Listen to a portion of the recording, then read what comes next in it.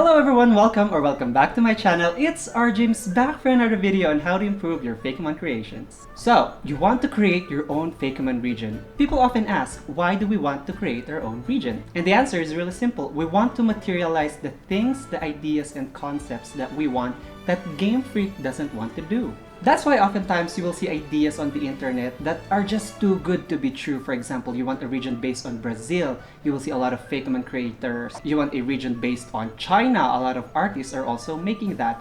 But for some reason, Game Freak hasn't touched that yet. Today we'll be talking about how to create your very own FAKEMON region. This was actually suggested by Ryan Point when I opened up a poll the other day asking people what they want to see me do next, and it opens up a lot of topic to talk about. To start this topic, you'll actually be needing two important things when coming up with your FAKEMON region: money or artistic talent. Now, why do I say this? Believe it or not, creating a FAKEMON region is actually a form of luxury. If you have the talent or you have a very good skill in drawing, congratulations, because you're already saving up a lot of money. But this will cost you a lot of your time. However, if you have tons of ideas and concepts, it's just overflowing but you cannot draw, that's where money comes in the form of art commissions. People with amateur skills or professional skills in drawing offer their services in the form of art commissions. They can bring all of your ideas into life by drawing them. Their prices may vary depending on their skill level or on your budget. We highly suggest availing commissioned artworks because AI artworks just doesn't make the cut. For me personally, I think it's taking away a lot of jobs and opportunities for us artists to share our ideas and designs with you guys. And I think custom commissioned artworks just has more life in it. You know, it's more custom, it's made with love. You can connect with your artists and tell them what you like and what you don't like. And bottom line is you're helping a fellow artist with their finances. Also, creating a FAKEMON region is pure commitment. Creating a region takes months or even years to complete. As a FAKEMON creator myself, I'll share to you my timeline when coming up with my own FAKEMON region. It takes at least 2 to 3 months when it comes to conceptualizing and drawing. And as most of you know, as someone who actually posts every single day, 24 hours interval, imagine the days and months it will take for you to upload all of the drawings that you created. Take the Legends Carios for example. There's actually more than 150 on my Pokedex, meaning that's already 150 days of posting. Now that's pure commitment. That's almost 5 months. 5 months of pure commitment of just posting your artworks on your social media.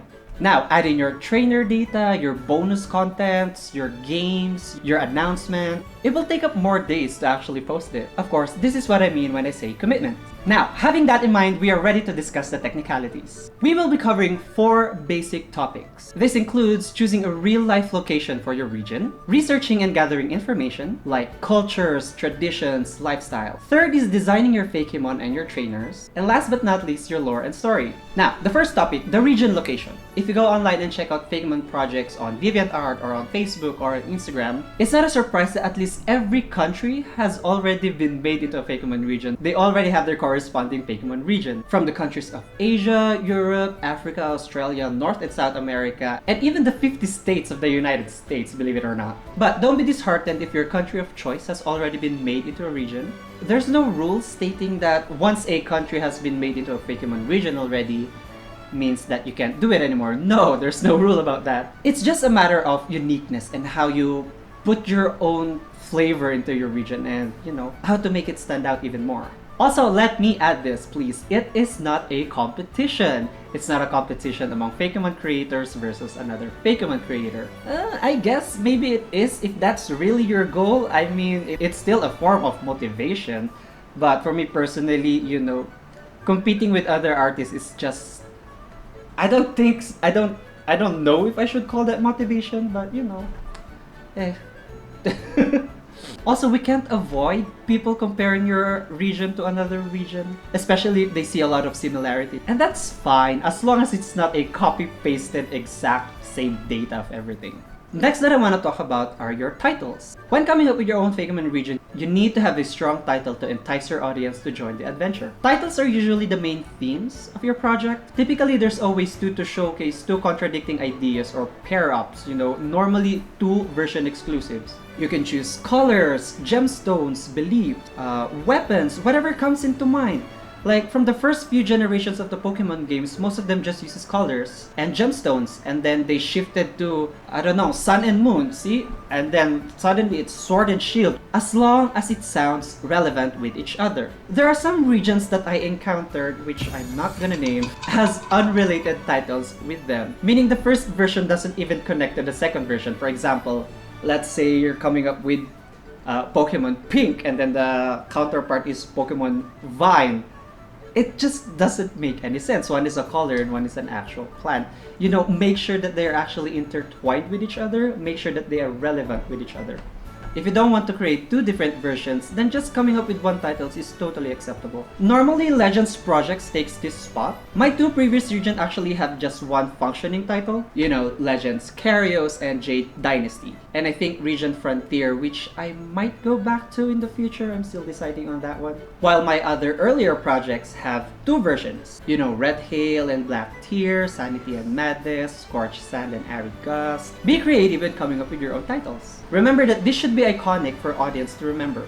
Next thing I want to talk about is the map. There are actually two styles of map you can have for your own region. Either the detailed map or the simple map. Detailed maps are usually the ones where you can actually see every detail of the map. You know, from buildings, from houses, from infrastructures, from mountains to rivers. Everything has been drawn in very good detail. What's good about this is you can zoom in on this drawing or on this map, and you can actually feel the experience of your adventure. You can feel the atmosphere, you can feel the climate of each part of the region. While the simple maps are just the ones that we call the generic ones, or it's just a geologic map showing mountain ranges, where the ocean is, where the river is. And normally the cities and towns here are just indicated by a dot or like just a small red or blue circle, and it's not really detailed. What's noticeable about this is the routes. The line routes, the direction of the routes can also be seen here. Normally it's on a red line. You know, you can change the color, it's just a personal taste. But for me personally, and from the previous maps that we've seen from the games, it's usually red. If you want to have a beautiful map for your region, be prepared, because availing a map is actually one of the most expensive things you can avail from a Fakemon creator artist. Depending on the complexity of your map, it will actually range from $150 to even $300 or even higher. The art style is actually very inspired. It's very detailed, showing building, cities, whatever you want. You can tell them what you want and they will find a way to put this on your map, making sure that every penny is worth it. If you'll not commission artists to do your map and you decided to draw it for yourself, be prepared for a grueling week, because this usually takes, I don't know, weeks, I guess. For my Legends Karyos map, believe it or not, it actually took me 2 weeks for me to complete it. And believe me when I say this, I almost gave up. You know, my hands were cramped, my eyes were dry, my brain is fried, my back is sprained. But at the end of the day, once I finished it, you know, you will already see the whole product. It gave me even more motivation to just keep going, you know, to finish the project. Oh, now I can add more things because there are details in the map that I want to expand in the future posts. The next is the Pokedex, one of the most important thing when coming up with your own Fakemon region. The Pokedex implies to all of the Fakemon that you want to include on your decks, or on your Pokedex. From starters, to early birds, to early rodents, to pseudo-legendaries, to your legendaries, to whatever comes into mind, creating a single Fakemon creatures is subjectively easy, I think, as long as you have a clear vision or clear concept of what you want them to look like. What I believe is making things difficult for you to come up is the type distribution. Making sure that they are balanced and equally spread out along the decks. Meaning you don't want 20 fire types and you only have like 3 bug types. It's not balanced. So I will show you my files on how I actually did this. Spoilers ahead, because you might be seeing names of the unreleased Fakemon for the adventure. And there are ones that I've been scrapped out and cancelled, so, you know, just a warning. The first thing I do is to commit on how many Fakemon I want for my region. Usually this varies between 100 and 150, you know, to give nod to the original 150 Pokemon. Just don't go under 50, you know, that's like, that's too little for a Pokedex and you didn't even try. Next thing I do is type the names or ideas for a Fakemon I want in numeric order while coloring a portion of the table to identify their typings. This is where I try to balance out the number of typings that the region will have. Green for grass, orange for fire, blue for water, etc. Even without the initial idea of what the Pokemon will be, I will still fill in the colors of the tables of its typing. It can be single stage or two stage, it's really up to you. From there, I will then think of a Pokemon that will fit the theme of that typing. This is your chance to balance out the typings. Now, it's normal that the typing is not 100% balanced. For example, on the Legends Carios Dex, there's 19 water types and only 8 steel types. Immediately, that's already a big sign of that my dex is not balanced. However, I make up for it by creating a steel type that's actually stronger than majority of the water types to compensate for its lesser numbers. The next major thing we're going to talk about are Pokemon trainers. For me as an artist, I make sure that I am capable of drawing the key elements of what makes a Pokemon region. But for me personally, Pokemon trainers is just my absolute strength. It's my favorite thing. I can make or produce trainers that are actually, iconic, memorable, they're well designed, they have a strong background or lore in them. And I'm going to tell you how to actually do that. There are 6 groupings that you need to consider when coming up with your Pokemon trainers. You have your protagonists, professors, rivals, antagonists, league trainers, which can then be divided into 3, which are the gym leaders, elite 4, and champion, and last but not least, the extras. When creating your protagonist, make sure that they can immediately give off the feeling of what a true Pokemon protagonists are. They are neutral enough so you can apply your own personality to them, and looks adventurous and is ready to explore the region. Some key elements that you need to consider are the following. They should have a uniform theme on their clothing. Add some elements that they both share on their clothes. For example, I always make sure that my female protagonists wear clothes that are just a feminine version of what the male protagonist is wearing. Totally optional, but it always works for me. And it gives the character more of a paired duo. If you don't really want to do that, it's okay to give them clothes that are not even matching. If you don't want to do that, it's totally fine, it's totally normal. Next are your rivals. When coming up with your rival, you can either make 1 or 2 or even 3. There's no specific rule as to how many you can have. For me personally, I like to only keep it between 1 to 3 rivals. Personality is the main thing you need to consider when coming up with a rival design. Do you want them to be pure a-holes like Blue or Silver? Do you want them cutesy or timid, like Wally or Bianca? If you want to lean towards a more serious rival like Hugh, Cheren, or N, I think. Or as always, you can always make the goofy or the funny ones like Barry and Nimona and Hao and Leon. Leon? No, not Leon. What was his name? Hop!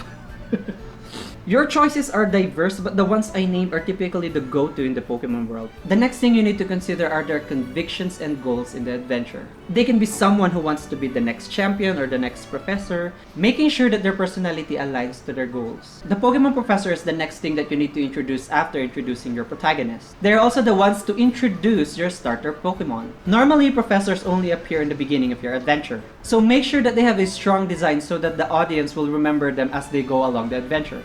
Usually their names are always derived from trees or plants. This has been a tradition from Generation 1 to Generation 8. Generation 9 broke this trend by introducing 2 professors with their names meaning past and future, with Professor Sada and Professor Turo. To be safe and relevant for your region, I always suggest to come up with a professor and still naming them after a plant or a tree. Now, my most favorite part when it comes to designing trainers, the Pokemon League. The gym leaders, the elite fours, and the champion. For me personally, I think they are the core foundation of how you can show diversity among your trainers. I mentioned this on my previous videos when I said that I hate it when your gym leaders' designs are just too obvious of what their typings are. Like, I'm gonna say it again, a farmer and gardener for a grass type, a swimmer, a sailor, a fisherman for a water type, a miner, an excavator, an archaeologist for a rock or ground type. It is so tired.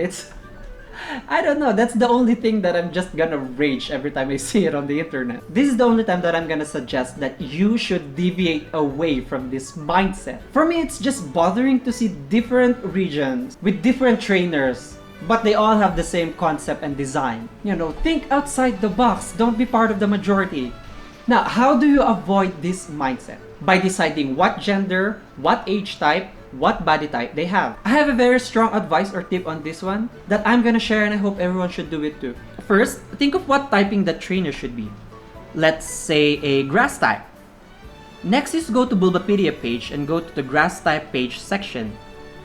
Scroll down until you reach notable trainers. Side note, all 18 types on the page have a section for notable trainers, so keep that in mind. From here, we're going to make a table, and I call it elimination round. Let's first group them by gender. Now, notice we have 3 females and 4 males. The next thing we do is arrange them by age. And then after that, we arrange them by body type. Immediately, I noticed that the notable grass type trainer that we are lacking is a female trainer in her 50s or 60s of age, has a thicker or heavier build, and has a much darker skin tone. From there, this already gives you an idea as to what your grass trainer should be.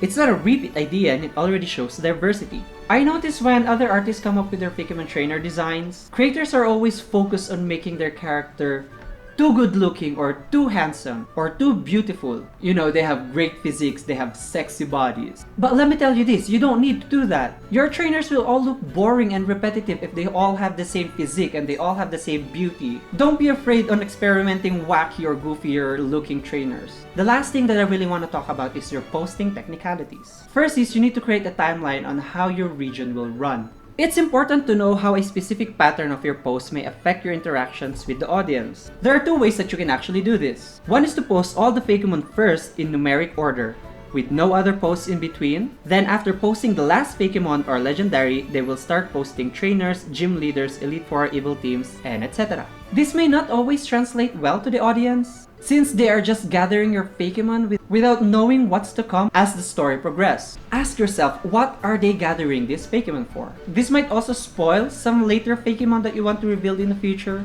earlier than you expected. Number 2 is post as the story progresses. Think of it like actually playing the game. There's a specific pattern as to what you discover as you go along your adventure. First are your protagonist, and then your professor, the starters are revealed, and then your rivals are revealed. After that, you can go ahead and post early FAKEMONs that can be found on Route 1. On my current and previous regions, this is actually how my pattern goes. The route data, the FAKEMON on that route, their evolution according to their level, the gym leader for that level, and then the Pokemon that may evolve after the gym leader.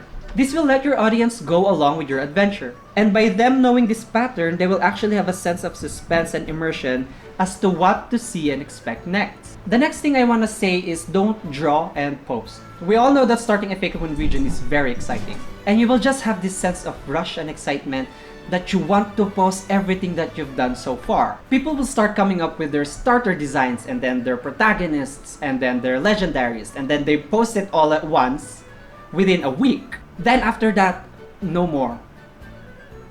Nothing. There's no gym leaders, there's no Elite Four, there's no story, there's no antagonist, and there's no decks. The problem with this is not having a clear vision of what the direction of your region you want. It's important to collect and gather all of your drawings first in a folder before actually posting them. And please, please, please, please, please have patience. At least try to complete 50% of your Pokedex before you start posting them. With this in mind, you will not run out of things to post as the day goes by. And you can start working on artworks that will be revealed in the future as the day goes by. And if ever you are faced with an art block, let's be honest, it always happens to us. You have backup posts that you save on your folder that you can post while you go through your art block, letting your followers or audience know that your region is still going strong. This way, your social media or Instagram will not be as dead, because after posting your starters, your trainers, and then your professor, and then your legendaries, it's dead, you know? You announce that I'm going on a hiatus or I'm going on a break. It's like it didn't even feel that you started your own region and then suddenly you're going on a break. The next is find a way for your audience to interact with your posts. And there are many ways that you can actually do this. You know, in reality, as a FAKEMON artist, we are not here to make and develop an actual game. Unless, you know, you have the budget, the team, the skills of a developer to actually make a game, then go ahead and do so. But for the majority of us who are just artists, you know, who are sharing our artworks with everyone, you know, we are only here to share our ideas and imaginary gameplay on our posts. Some well-known FAKEMON regions actually do the following: character dialogues, comic strips, scenic posts. I'm not sure if other region has done this thing that I did, but I remember on my Ilpino region and on my Carios and on my Legends Carios region, I actually introduced the idea of games as gym challenges. These are actually just puzzle games that are very interactive and will encourage your audience to play along and then type their answers on the comment section. Not only are they having fun, but they're actually contributing to the algorithm of your post. And also, by looking at the algorithm on my Instagram, I noticed that these gym challenges or these puzzle games are the most interactive posts that I actually have. You know, people are having fun solving all of your puzzles, and as someone who actually wanted to be a teacher from the past, I actually know how to make games, you know, enticing games for people to just engage themselves in. And after that, after solving them, they get rewards, which I will be discussing later on. Another unique feature that I did to my region is the introduction of battle videos for important characters. This will give the sense of experience or feeling that the audience is actually fighting the trainers and playing the actual games. I will be showing you a sample of what I mean by this. This is actually one of my favorite things on my creations. They're reels now, but you know, still there's still a video. And lastly, I have a tournament. Throw in a tournament, you know, let everyone join, like Clash Royale, Battle Royale, whatever. From my past region and on my current region, I actually have the hashtag Journeyman. It's a simple thing that I came up with that invites everyone to join the adventure. You know, they type story progressions on comment section. They share to everyone the teams that they caught, the Pokemon that they caught, the gym leader, the gym badges that they acquired, the things that they will do in that specific city. And when they do so at the end of the adventure, they will battle with each other, you know, have that sense of feeling that, oh, this is the Pokemon League that I've been preparing for. Of course, you know, I choose the finalists because I'm the one who is observing all of their comments, who is the most consistent when it comes to sharing their stories. Sometimes there are even followers who are sharing their stories via artworks. You know, they have very amazing artworks. They're very cute, they're very engaging. And the most fun thing about this is they made a huge community of friends with this. You know, sharing their adventures with each other. And sometimes even intertwining their story to another trainer and making it a huge plot for themselves. It's so amazing to see that someone like me has made a community out of that. And you know, at the end of the day, I give them a reward. As an artist, I give them a reward of, you know, I render their trainers or I gave them artworks because I've been known to actually create tons of commissions. So for me to create these artworks for them is my way of saying thank you for participating, thank you for interacting, and thank you for being part of my region. There's also one thing that I really want to talk about, but this is not as important as coming up with your FAKEMON region. This is more on the posting technicalities when you go to your Instagram. People nowadays want convenience, let's be real. Instagram captions are just dreadful to read, especially me who have very weak eyesight, who has a very sensitive eyesight. When I go to my Instagram and I read the captions, you know, I always go with the dark mode on my Instagram. I have a black background and I have white letterings. It's just so painful to the eyes. If I try to switch it with white background and black letterings, it's still painful to the eyes because for me, I think they're too small. You know, if you manage to create a Pokemon and then you have a template for it, might as well make a second slide for you to put all the details instead of putting it on the caption. Normally, the second slide is where your shiny is, the information, the dex entries, and then you have your stats, you have your inspiration, you have your etymology. Put those on the second slide. You don't have to put them on the caption anymore because believe it or not, people are not really reading your captions on the Instagram. I think the only good thing that we can do for the Instagram caption is put on the hashtags. And even that, it's not even contributing to the post. What I'm saying is people are more engaged to just swipe left or right, whatever. You just swipe a slide and then you can see all of the data of your Pokemon. Swipe another one and you can see all the etymology. Instead of scrolling down on Instagram and reading that tiny font on the caption. Why am I raging? It's just a caption. Anyway, because this is what I suggest. There's some artists out there that I'm also a fan of, and when I try to go to their Instagram, I look at their data. When I see that the caption is where the stats are, the description, blah blah blah blah blah, I just go fuck it. I'm not gonna read all of that. I'll just skip it. Because for me, it's more convenient to just, swipe and then the datas are there. And it helps even more if they have a nice template to go along with it. And I guess that's it.